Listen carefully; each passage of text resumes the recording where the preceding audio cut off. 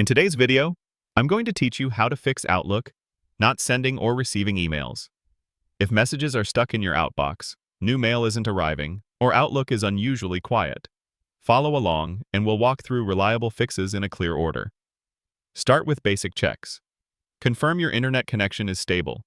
If websites won't load or the connection drops, Outlook can't sync. Restore the connection or switch networks before proceeding. Next, check the status bar at the bottom right of the Outlook window. If it says working offline or disconnected, Outlook isn't talking to your mail server. Go to the Send Receive tab and toggle Work Offline so it's off. Then wait a few moments for it to change to connected. Give Outlook a clean restart.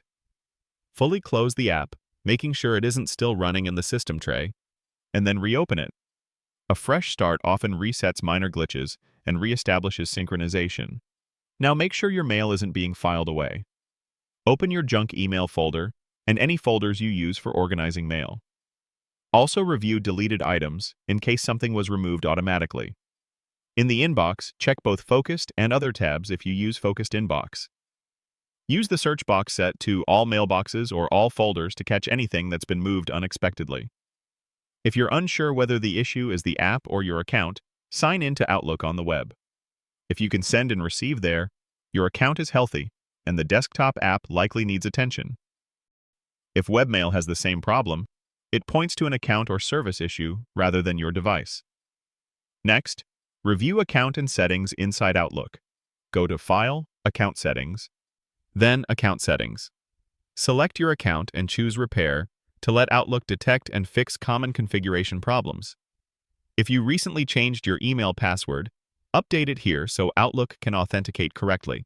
Otherwise, it will fail to connect. Clearing Outlook's cache can also help. Close Outlook, then remove temporary Outlook files on your computer so the app can rebuild fresh copies when it reopens.